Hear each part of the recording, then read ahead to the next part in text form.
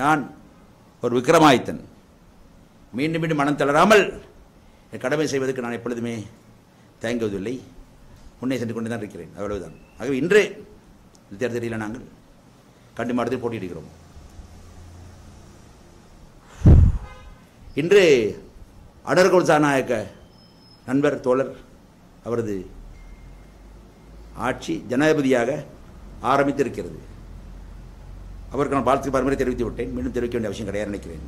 ஆனால் நடந்த ஜனாதிபதி தேர்தல், நாட்டில் 22 தேர்தல் மாவட்டங்கள் 24 நிர்வாக மாவட்டங்கள் இருந்தாலும் கூட தேர்தல் முடிவுகள் எல்லாம் அப்படித்தான். மாவட்ட ரீதியாக கண்டி மாவட்டம், நுவரெலியா மாவட்டம், கொழும்பு மாவட்டம், யாழ்ப்பாணம் மாவட்டம் என்று அறிவித்தாலும் கூட முழு நாடு ஒரு தேர்தல் தொகுதி தான், ஒரே தேர்தல் தொகுதி தான் என்ற நிலை இருந்தது.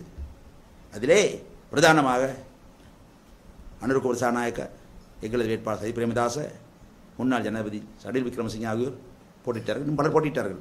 இந்த மூவருக்கு இடையிலே தான் தேர்தல் நடைபெற்றது. எல்லா இடத்திலும் அவர்கள் தான், அதே இந்த பேர் கொண்டவர்கள் தான் வேட்பாளராக இருந்தார்கள். ஒரு வெற்றி பெற்று விட்டார், அவ்வளவுதான். சிறுபான்மையான வாக்கு எடுத்தாலும் கூட 50% கிடைக்காவிட்டாலும் கூட கட்டப்படி வெற்றி பெற்று விட்டார், அவ்வளவுதான். ஆனால் இப்போது நடைபெற போகுது பாராளுமன்ற தேர்தல், நாடாளுமன்ற தேர்தல், மாவட்ட தேர்தல் நடைபெறும்.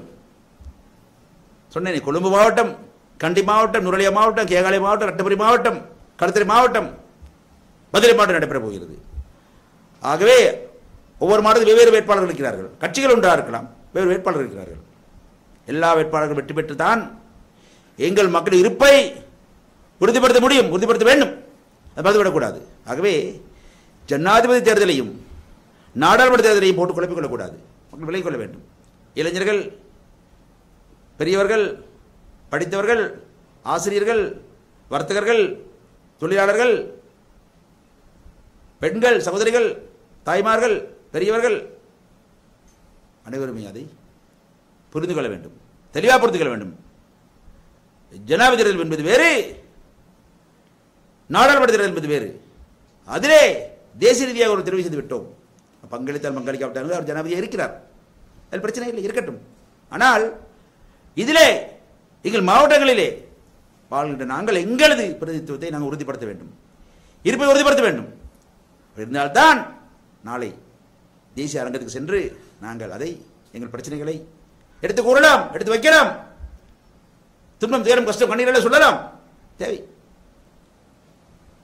அது மட்டுமல்ல, அது மூலமாக அடுத்து சர்வதேச அரசாங்கத்துக்கு கூட, சர்வதேச அரசாங்கங்களுக்கு கூட, அரங்கத்துக்கு கூட எடுத்து கூறலாம்.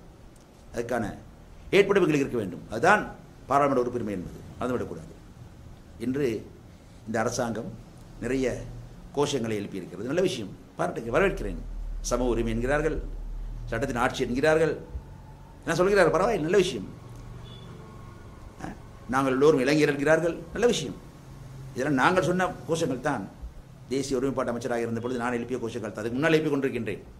எல்லோரும் இளைஞர்கள், சட்டத்தின் ஆட்சி, சம உரிமை, இதெல்லாம் அழகான கோஷங்கள். எல்லோரும் எழுப்பினார்கள்.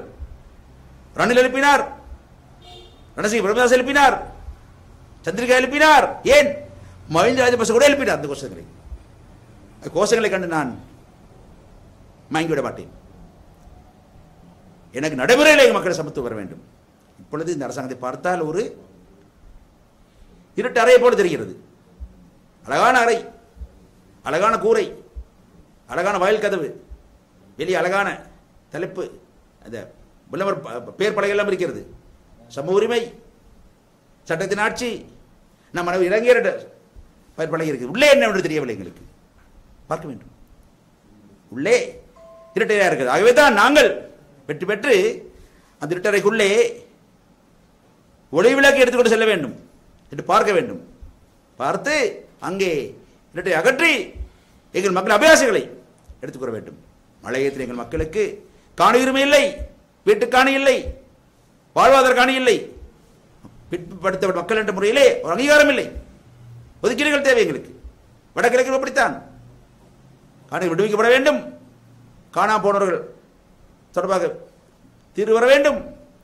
இராணுவம் குறைக்கப்பட வேண்டும். அங்கே இருந்து போர் இல்லையே, அதிகார பரவலாக்கல் கொள்கை ரீதியாக ஏற்றுக்கொள்ளப்படவில்லை. அதெல்லாம் தெரியவில்லை, இந்த அரசாங்கத்துக்கு உள்ளே தெரியவில்லை. அதான் இருட்டறை என்று சொல்கிறேன். நான் சொல்லி புரிந்து கொள்ள வேண்டும், அதன் உண்மை. ஆகவே ஆகவே எங்களது மாவட்டங்களே எங்களது பிரதித்துவங்களை உறுதிப்படுத்த வேண்டும் என்று மக்களை தயவுடன் அன்பாக உரிமையுடன் கேட்டுக்கொள்ள விரும்புகிறேன். இன்று தம்பி பாரத் அருள்சாமி அவர்கள் ஜனநாயக மக்கள் முன்னணியிலே இணைந்து கொண்டு அங்கத்துவத்தை பெற்றிருக்கின்றார். அவர் வாழ்த்து தெரிவித்துக் கொள்ள விரும்புகிறேன். அவரை நான் ஜனநாயக மக்கள் முன்னணிக்குள்ளே தமிழ் போக்கூட்டணிக்குள்ளே வரவேற்கிறேன். அவர் தந்தை நான் அறிந்தவர்.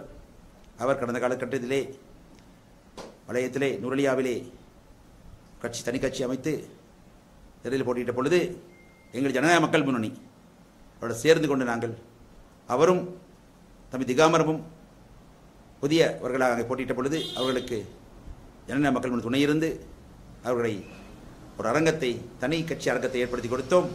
அதே போல் இன்று அவரது மகன் தம்பி பாரத் அருள்சாமி அவர்களுக்கும் அத்தகைய ஒரு அரங்கத்தினை ஏற்படுத்தி கொடுக்கிறேன். ஏனென்றால் இளைஞர்கள் முன்னகர வேண்டும், முன்னாறு செல்ல வேண்டும். வெறும் இளைஞர்களே மாத்திரம் கருத்தில் மாத்திரம் தலைமை தாக்கிட முடியாது. இளைஞர்கள் இருக்க வேண்டும், படித்தவர்களாக இருக்க வேண்டும். அதுக்கு மேலாக நேர்மை இருக்க வேண்டும், அர்ப்பணிப்பு இருக்க வேண்டும், துணிச்சல் இருக்க வேண்டும், தூர பார்வை இருக்க வேண்டும், மொழி வல்லமை இருக்க வேண்டும். அதெல்லாம் மட்டும் இருப்பதாக நம்புகிறேன். நான் பார்த்திருக்கின்றேன், தூர இருந்தே பார்த்திருக்கின்றேன், இப்போ பக்கத்திலிருந்து பார்க்கிறேன், அவ்வளவுதான். ஆகவே அவர் வரவேற்கிறேன்.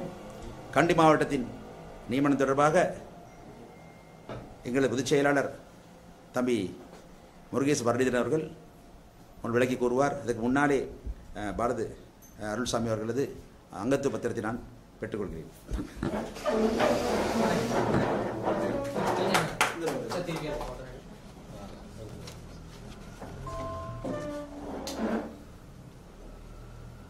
Okay, welcome. சிங்களம் கீழே